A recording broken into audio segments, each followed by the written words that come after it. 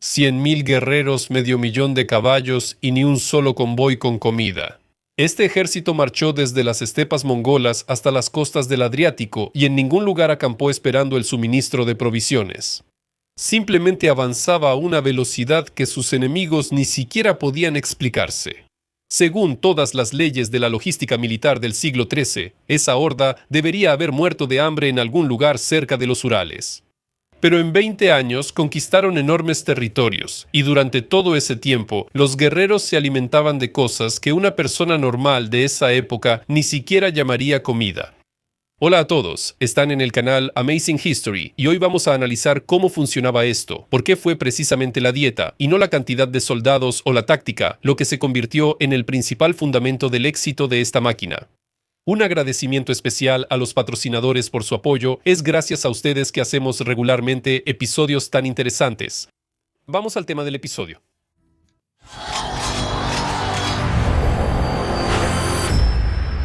La Mongolia del siglo XIII ni siquiera era un país, sino un par de decenas de tribus que durante siglos se mataban entre sí por el ganado y las mujeres. Para el año 1206, Temujin, el futuro Genghis Khan, logró unirlas en una sola unidad, pero esta unificación de inmediato creó un problema del que rara vez se habla. El asunto es que una coalición de la estepa como esa es algo sumamente inestable. El jefe solo mantiene el poder mientras siga ganando y repartiendo el botín. Y en cuanto se detiene, sus fieles compañeros inmediatamente empiezan a buscar a quién seguir. La victoria generaba la necesidad de otra victoria. Y para no desmoronarse simplemente, necesitaban atacar constantemente a alguien.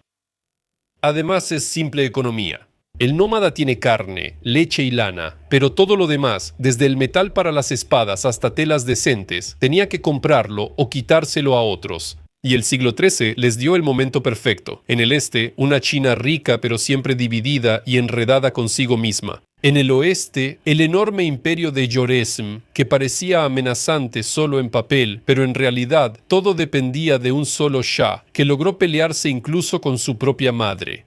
Y más allá, la Rus, donde los príncipes peleaban entre sí con más entusiasmo que contra cualquier enemigo externo. Y Europa, sumida en interminables intrigas entre papas e emperadores. En otras palabras, el siglo XIII es simplemente el momento perfecto para alguien que sabe pelear rápido y barato. Y fue precisamente aquí donde la costumbre de los mongoles de arreglárselas con lo mínimo se convirtió en su principal arma estratégica. Mientras los ejércitos de los pueblos sedentarios estaban atados a sus almacenes, caminos y pesados convoyes, los mongoles alcanzaban una velocidad que simplemente nadie tomaba en cuenta en sus cálculos. Y sobre cómo exactamente hackearon el sistema de logística militar de esa época hablaremos más adelante. Si un caballero europeo hubiera visto un caballo mongol, simplemente se habría reído, pequeño, peludo, de patas cortas.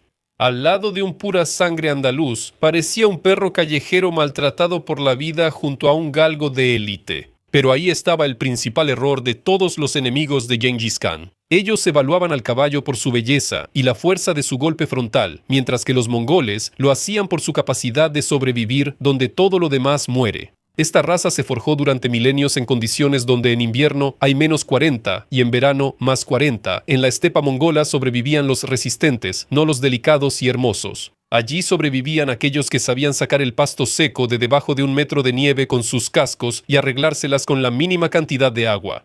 Al final, no resultó solo un caballo, sino un biorobot perfecto con una resistencia infinita. Bueno, ahora un poco sobre los números. Cada guerrero iba a la campaña con una mini manada. Los historiadores, por supuesto, discuten sobre los números exactos, pero en promedio eran de 5 a 6 caballos, por cada uno. Y principalmente eran yeguas. Y mientras el ejército europeo avanzaba al paso del buey más lento del tren de suministros, haciendo unos 20 kilómetros al día, los mongoles recorrían 100. El jinete simplemente saltaba de un caballo cansado a uno fresco, sin bajar el ritmo. Los caballos descansaban en movimiento, avanzando ligeros en la manada general. Pero el caballo para el mongol no es solo transporte, es una lata de conservas viviente. En el caso más extremo, cuando la estepa alrededor estaba quemada y no había comida en absoluto, el guerrero hacía un pequeño corte en el cuello del caballo y bebía un poco de sangre. Los cronistas europeos describen esto con horror. Era el colmo de la barbarie, pero para las fuerzas especiales mongolas era un cálculo frío. Un litro de sangre proporcionaba sal, calor y calorías, permitiendo que el jinete no se convirtiera en una estatua de hielo en medio del desierto. El caballo seguía adelante. La herida sanaba rápidamente y el sistema seguía funcionando. En esencia, 5 caballos por cada guerrero convertían al Tumen en una unidad autónoma que podía existir separada de la civilización durante casi un año. Gengis Khan exigía de manera maniática que se cuidaran los caballos, prohibía agotarlos innecesariamente durante la caza y vigilaba el estado de sus cascos. Así es como uno entiende que su poder no se sostenía en las espadas, sino en los 4 cascos bajo cada uno de sus soldados. Pero para que esta máquina viva funcionara, la persona también necesitaba comer algo, y ahora hablaremos sobre los superalimentos de los nómadas. El legado papal, Plano Carpini, quien llegó a Mongolia en el siglo XIII, literalmente no creía lo que veía en sus informes. Él escribió que los mongoles comían tan poco que cualquier otra persona en su lugar ya habría estirado la pata hace mucho tiempo. Pero el secreto no estaba en el Espíritu Santo, sino en la magia de la compresión. De hecho, los nómadas inventaron concentrados alimenticios perfectos 600 años antes de que aparecieran los científicos modernos y las raciones secas. El primero en esta lista es el Borz. Es carne seca llevada al extremo de la deshidratación. La tecnología es muy sencilla.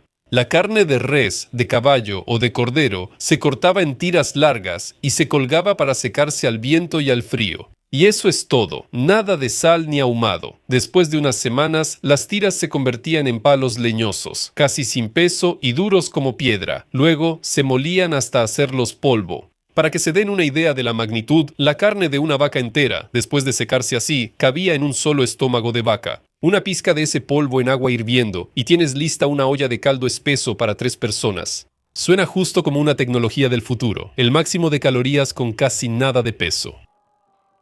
El segundo elemento es el kurut. Son bolitas de color blanco sucio, casi tan duras como piedras. Es un concentrado de proteína y grasa láctea, algo así como una paleta medieval.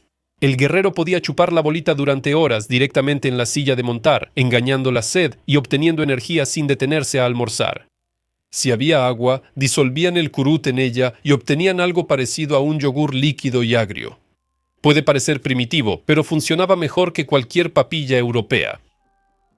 Y, por supuesto, el kumis. Mientras los ejércitos europeos se pudrían de escorbuto por la falta de vitaminas en sus galletas secas y carne salada, los mongoles bebían leche de yegua fermentada. Tenía de todo, desde calorías hasta vitamina C, aunque los mongoles probablemente ni siquiera sabían qué eran las vitaminas en ese entonces. El kumis se producía solo y sobre la marcha. Las bolsas de cuero con leche se ataban a las sillas de montar, y el constante movimiento al galopar servía como batidora. Era al mismo tiempo una bebida, comida y un ligero estimulante. Esta dieta podía complementarse con la caza, cuando el tiempo y la situación lo permitían. Marmotas, antílopes, jabalíes salvajes y aves. El guerrero mongol era cazador desde la infancia, y el arco en sus manos funcionaba igual tanto contra animales como contra personas. El pescado se comía rara vez y sin mucho entusiasmo. Después de todo, la cultura de la estepa es indiferente a él. En la dieta de campaña no había pan, verduras ni hierbas en absoluto. Carpini lo señala especialmente como algo casi increíble desde el punto de vista de un europeo sedentario. Hay una pregunta que rara vez se hace, aunque es más importante que todas las demás juntas en la estrategia. ¿Qué es lo que realmente limitaba a los mongoles? ¿Creen que eran los enemigos, las murallas de las fortalezas o el clima? No, lo que los limitaba era el pasto. Pues imaginen, va 500.000 de caballos. Esa cifra solo se ve bonita en los libros de texto, pero en realidad es una catástrofe ecológica sobre cascos. Cada animal come hasta 15 kilos de pasto al día y bebe 40 litros de agua. Multipliquen eso por el tamaño del ejército y tendrán una horda que en un par de días convierte un prado floreciente en un desierto sin vida. Los mongoles simplemente no podían quedarse en un solo lugar. Estaban obligados a moverse para que sus caballos no murieran de hambre. Por eso, la inteligencia mongola no solo buscaba puntos débiles en las murallas de las ciudades. Ellos hacían un inventario del paisaje, dónde hay pastizales, dónde hay agua y a dónde no conviene ir con una manada de 30.000 caballos. De esta logística basada en los pastizales, surgían decisiones que dejaban perplejos a los enemigos. Por ejemplo, las campañas de invierno. En la Edad Media, nadie peleaba en invierno. Lodo, frío y caminos intransitables. A los mongoles no les importaba. Los ríos congelados se convertían para ellos en autopistas ideales. y sus caballos sabían sacar el pasto seco directamente de debajo de la nieve con sus cascos. Así fue como atravesaron la Rus en 1237, atacando las ciudades en diciembre, cuando nadie los esperaba en absoluto. La hierba también explica por qué esta máquina finalmente se detuvo, por qué no conquistaron toda Europa o Siria. Los historiadores discuten sobre la política, pero mira el mapa. La franja esteparia euroasiática se extiende desde Manchuria hasta Hungría, casi sin interrupciones. Y después de Hungría termina la Gran Estepa. Comienzan los bosques densos, las montañas y el suelo pedregoso, que destrozaba los cascos de los caballos. Un ejército construido alrededor del caballo solo era invencible donde el caballo se sentía como en casa. Chingis Khan lo entendía, y sus ambiciones terminaban donde terminaba el pasto. A los historiadores militares les encanta la frase: los aficionados estudian táctica, los profesionales estudian logística. Así que los mongoles fueron los más grandes profesionales de la historia. En cualquier otro ejército de esa época, cortar las líneas de suministro significaba ganar la guerra, pero en el caso de los mongoles no había nada que cortar. Simplemente no existía una línea de suministros.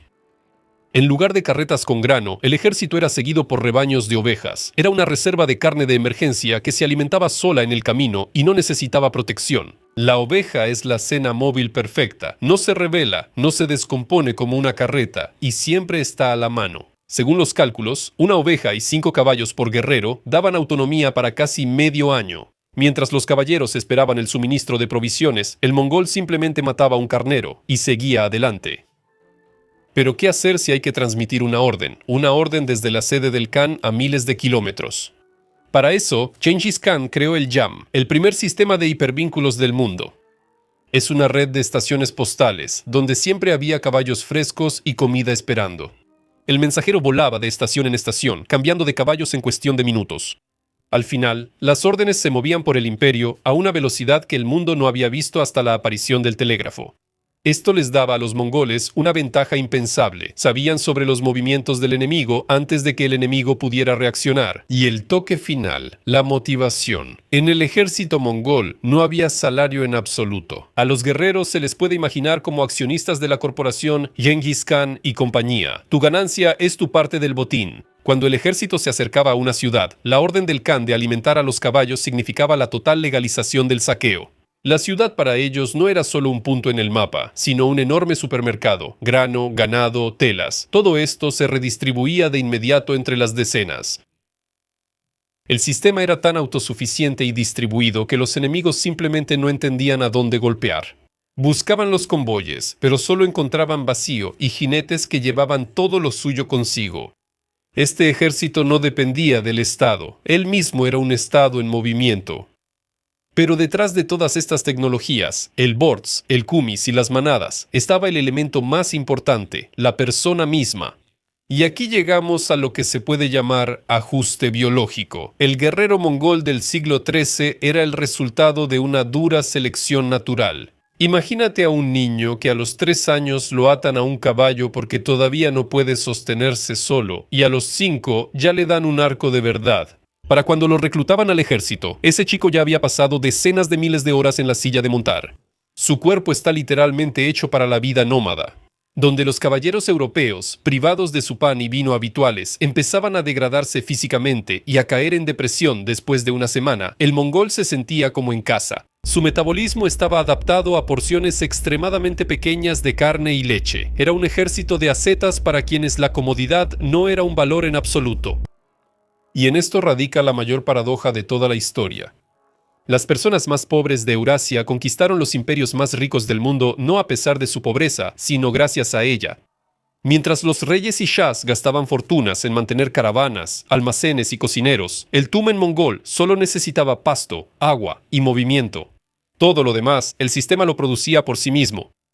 Chingis Khan convirtió la característica civilizatoria de su pueblo en el arma absoluta de esa época.